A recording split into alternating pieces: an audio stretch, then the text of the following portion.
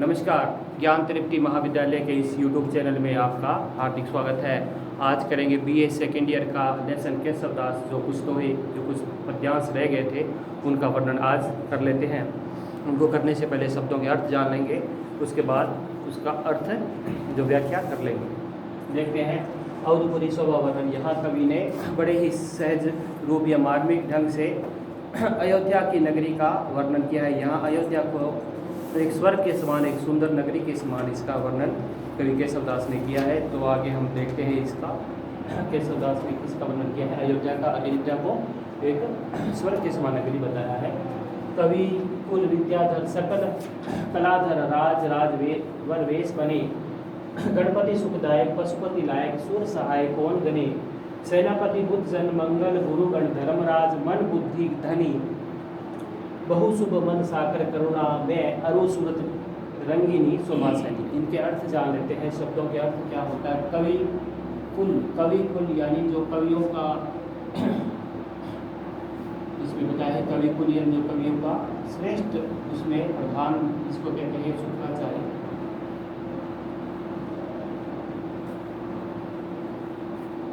कवियों में श्रेष्ठ शुक्राचार्य। विद्याधर विद्वान,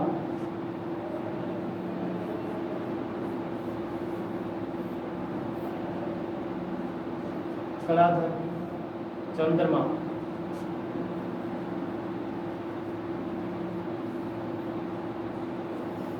राज वरवेश बने।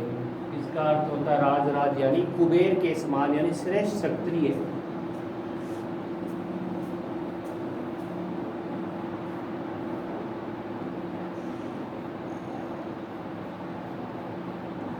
कुबेर के समान।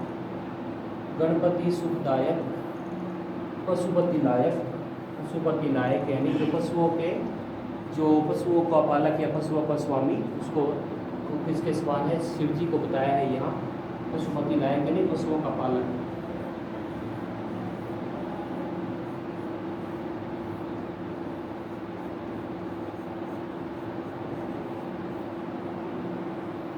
सूर सहायक यानी सूर सहायक कौन है।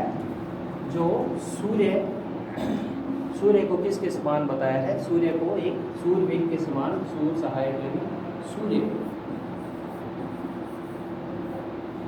के समान सहायक यानी सूरवीर के समान सहायक। सेनापति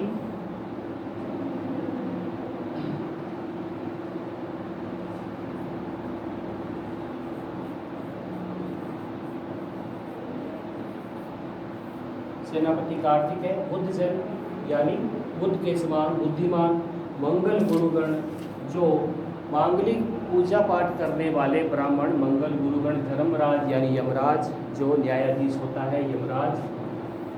मन बुद्धि धनी बहु शुभ मन साकर यानी मन इच्छा या मन वांछित फल देने वाला राजा, जिसको बताया है भी मन साकर यानी जो मन की इच्छा पूर्ति करे। करुणा में अरु सूरत रंगिनी यानी सरयू नदी। इसको क्या कहेंगे। सरयू नदी। अब इसका भावार्थ या व्याख्या करते हैं। कवि केशवदास ने बताया भी कवि कुल विद्याधर यानी यहाँ शुक्राचार्य के समान कवि है, जो कवियों में श्रेष्ठ है। जो कलाधर है, जो कवियों में श्रेष्ठ है, यानी कवि कुल यानी उसके शुक्राचार्य के समान जो कवियों में जो उच्च से श्रेष्ठ बताया गया है। और विद्याधर यानी विद्याधर के समान या विद्वान लोग हैं। सकल कलाधर चंद्रमा के समान यहाँ जो अधिकारी हैं वो चंद्रमा के समान है, यानी जो चंद्रमा के समान कलाओं को धारण करने वाले जो यहाँ के जाता है। राज वनवेश बने यानी जो कुबेर के समान यहाँ का राजा जो दशरथ है वो श्रेष्ठ क्षत्रिय है। वो कुबेर के समान, जो यहाँ का राजा किसके समान है, कुबेर के समान है। गणपति सुखदायक यानी भगवान गणेश के समान, जिसको किस होता है गणपति सुखदायक यानी गणेश जी के समान। वो यहाँ अधिकारी क्या है, गणेश जी के समान अधिकारी है। पशुपति लायक यानी शिव के समान पशुओं के पालक या तो जैसे कहते थे गणपति सुखदायक पशुपति लायक सुर सहायक कौन गणे, यानी गणपति सुखदायक यानी गणेश के समान यहाँ के जो अधिकारी हैं, सुख देने वाले हैं जो अधिकारी गणेश के समान हैं। और पशुपति लायक यानी जो शिव के समान, जो पशुशालाओं के स्वामी या जो पशुओं के जो उनकी पालक करते हैं, उनकी सेवा करते हैं, जो वो किसके समान है? शिव के समान है। सूर्य सहायक कौन गणे यानी सूर्य के समान सूरवीर है जो सहायक है, उनकी गणना नहीं की जा सकती। सेनापति यानी सेनापति कार्तिकेय के समान यहाँ का सेनाध्यक्ष या सेनापति है। और बुद्धजन यानी बुद्ध के समान यहाँ के लोग कैसे हैं? बुद्धिमान है, उनके विद्वजन है। मंगल गुरुगण यानी मंगल के समान, एक ग्रह के समान, मंगल के समान यहाँ के लोग कैसे, जन कैसे हैं?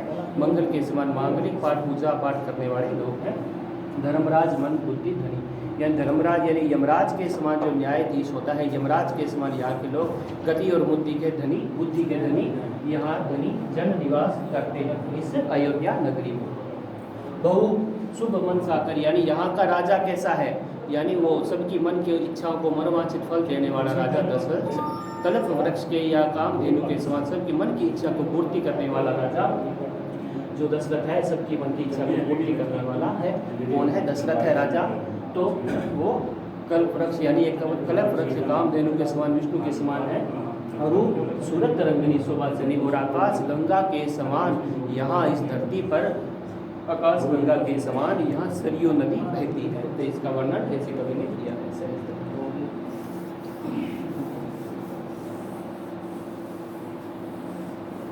आगे करते हैं दूसरा। मूलन ही की जहाँ अधोगति के सब गाइए, कोई हुतासन धूम नगर के एक मलानिए। दुर्गति दुर्गन ही जे कुटिल गति सहितन ही में, श्रीफल को अभिलाष परकट कवि कुल के जी में। मूलन का अर्थ क्या होता है? जड़े। उसका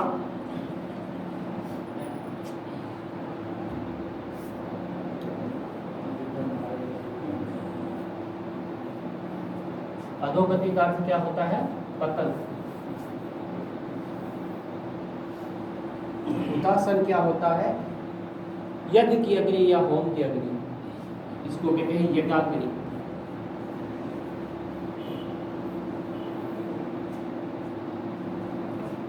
मलिनाय का होता है मली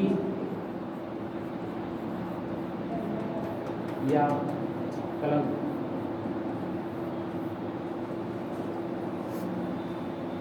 दुर्गति बुरी दशा।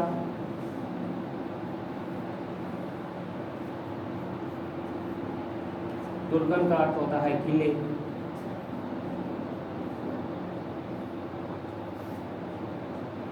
श्रीफल होता है लक्ष्मी का फल।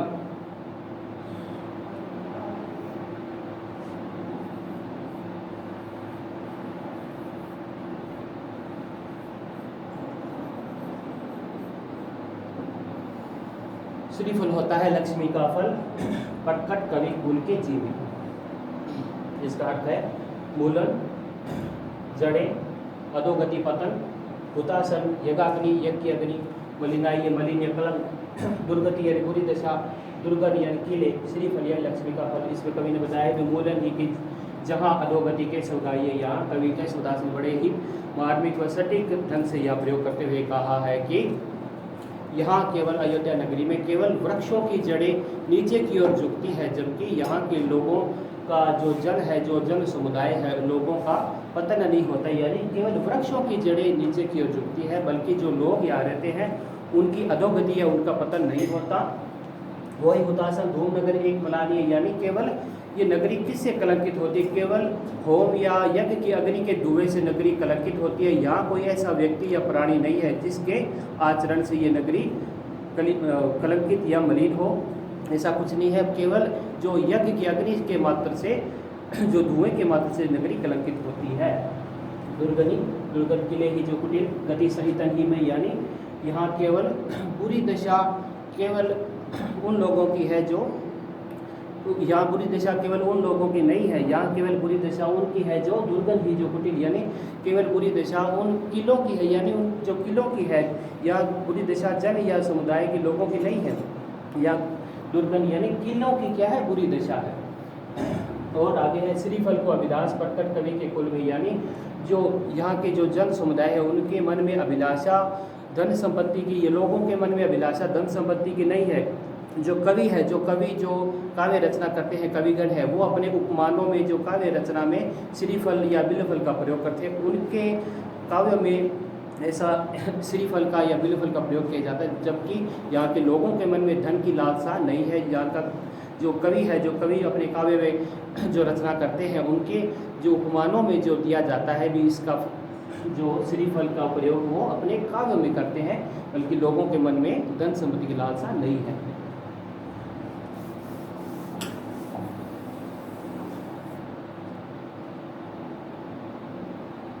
आगे है पावक पवन मणि पनंग पतंग पित्र जेते ज्योतिवंत जग जितिशन गाय है असुर प्रसिद्ध सिद्ध तीर्थ सहित सिंधु के सब चराचर चे वेदन बताए हैं अजर अमर अज अंगी ओ अनंगी सब करनी सुनावे से कौन गुण पाए हैं सीता के स्वयंवर को रूप अवलोकी को भूपन को रूपधारी विश्व रूप आए हैं। यानी यहाँ सीता स्वयंवर के बारे में कवि ने बड़े मार्मिक ढंग से वर्णन किया। यानी सीता का स्वयंवर हो रहा है, वहाँ उपस्थित सभी राजा है, वो राजा किसके समान बताए हैं। एक प्राणियों को जो प्राणी किसके समान आए हैं, मतलब वस्तुओं को जो पदार्थ है, जो वस्तुओं को पदार्थ को जो आए हैं वो राजाओं के रूप में उपस्थित हुए। यानी जो पदार्थों को क्या मान लिया है, एक राजाओं के रूप में मान लिया है। तो पावक पवन यानी जो पावक पवन मणि पनंग पतंग, पनंग का अर्थ क्या होता है सर्प, पतंग क्या होता है सूर्य, जेते ज्योतिवंती, ज्योतिवंत का अर्थ होता है प्रकाश से युक्त जो सूर्य चंद्र तारे।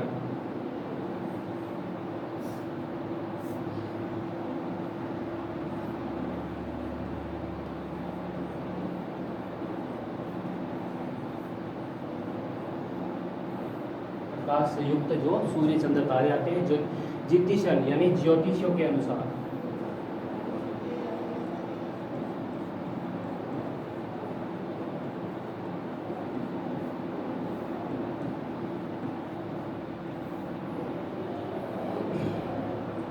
असुर प्रसिद्ध सिद्धगण तीर्थ सहित, सिंधु का अर्थ होता है समुद्र,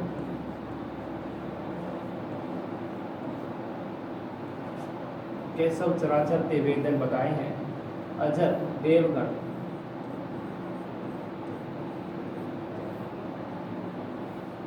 अज अजन्मा, अनंगी अशरीरी,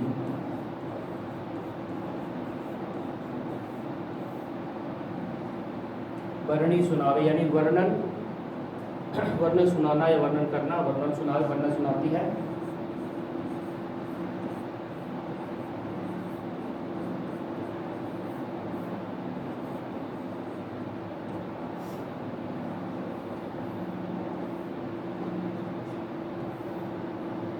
भूपन का अर्थ होता है राजाओं,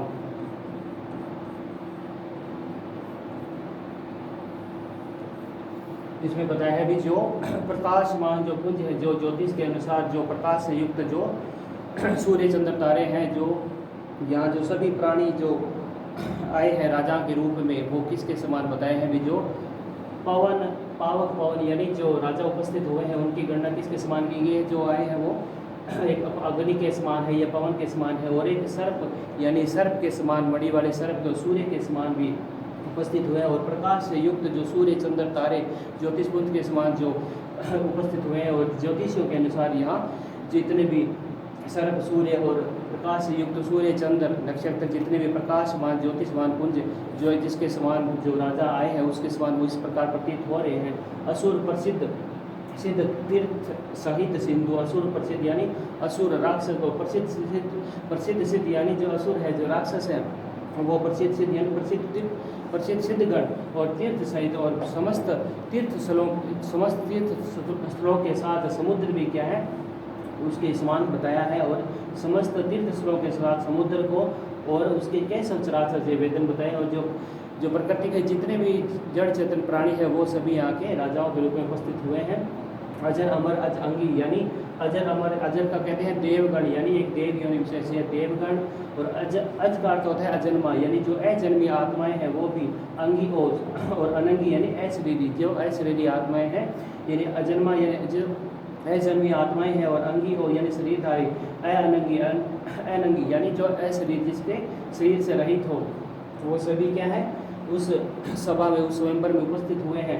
वर्णी सुनावे, और ऐसे केशवदास जी कहते हैं भी ऐसे इनके बारे में ऐसा वर्णन करना सहज नहीं है, जिनके बारे में कौन वर्णन कह सकता है, कौन वर्णन कर सकता है। सीता के स्वयंवर को रूप अवलोकी हो, यानी सीता के स्वयंवर को देखने के लिए विश्व में, संसार में जितने भी उसके रूप को देखने, सीता के स्वयंवर को देखने के लिए ये विश्व में जितने भी जो प्राणी है, जो पदार्थ राजाओं के रूप में उपस्थित हुए हैं, वो सभी किसके माध्यम से यहाँ उपस्थित हुए? सीता के स्वयंवर को देखने के लिए, यानी वो उन्होंने राजाओं का रूप धारण कर रखा है, भूपन को रूपधारी, यानी विश्व में अनेक जितने भी राजा है वो सभी प्राणी और पदार्थों के रूप में यहाँ उपस्थित हुए हैं, वो सभी राजाओं के रूप में यहाँ उपस्थित हुए हैं। किसको देखने के लिए? सीता के स्वयंवर को देखने के लिए यहाँ सभी उपस्थित हुए हैं।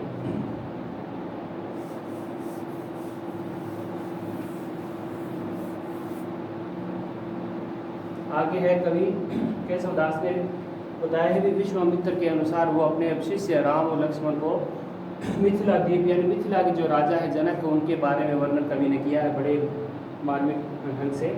मिथिला द्वीप होता है मिथिला के राजा जनक, मिथिला द्वीप यानी मिथिला के राजा जनक। जग में जन कीर्ति बेली, कीर्ति बेली होता है यश रूपी लता।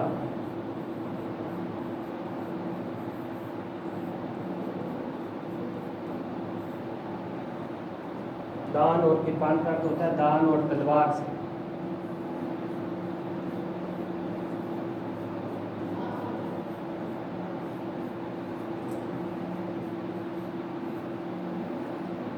सिगरी का अर्थ होता है सारी। वसुधा का पृथ्वी। हाथ लई यानी जीती है,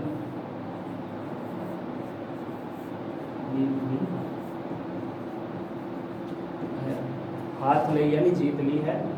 अंग 6, वेद के 6 अंग, सातक राज्यों के 7 अंग, 8 अंग योगांगों के 8 अंग, भव यानी उत्पन्न, तीनों लोक में सिद्धि पाई भई है यानी सिद्धि पाई है।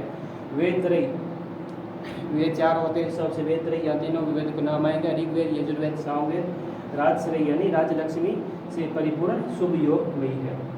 यानी कवि ने मिथिला के राजा जो जनक है वहाँ का, उसके जनक के बारे में राजा राम को बताया, या अपने शिष्य को कह रहे हैं भी जनक के वर्णन या कवि ने किया है भी।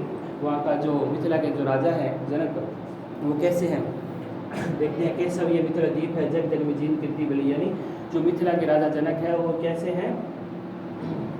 मिथिला के राजा जनक है, उनके बारे में कवि ने बताया भी उन्होंने अपने क्या इस धरती पर, जो इस पृथ्वी पर यश रूपी लता यानी अपनी यश रूपी अपना यश फैलाया है, अपना चारों दिशाओं में अपनी कीर्ति को, अपने यश रूपी एक बेल बोई है और अपना सारा यश इस संसार में फैलाया है। दान और कृपान यानी दान, अपने दान देने की शैली और तलवार से उन्होंने सारी पृथ्वी को, उन्होंने सारी धरती को जीत लिया। हाथ लई यानी उन्होंने दान और तलवार से धरती को, सारी पृथ्वी को अपने अधीन कर लिया, अपने जीत लिया है।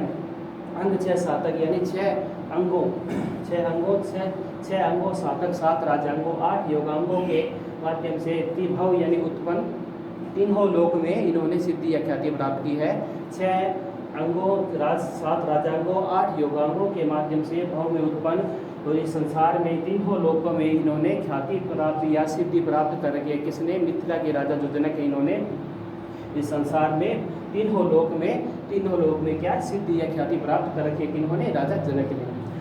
वेद त्रयी अरुराज श्री परिपूर्णता शुभ योगमयी है। वेद त्रयी यानी जो वेद त्रयी ऋग्वेद, यजुर्वेद, सामवेद का जो एक सार है, ऋग्वेद, यजुर्वेद, सामवेद के हिसाब से ऋग्वेद, यजुर्वेद और सामवेद से राजश्री परिपूर्णता यानी राजश्री जो राजलक्ष्मी है उसकी परिपूर्णता का शुभ योग होता है।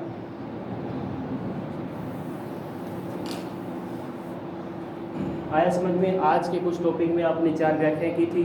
आगे के कुछ नेक्स्ट वीडियो में अपने करेंगे, कुछ आगे के पद्यांश जिनके बारे में आगे नेक्स्ट वीडियो में आगे वर्णन करेंगे। तो आज के साथ इतनी ये टॉपिक आज का ख़त्म होता है। तो आगे के नेक्स्ट वीडियो में अपने कुछ पद्यांशों का, कुछ दोहों का वर्णन आगे करेंगे।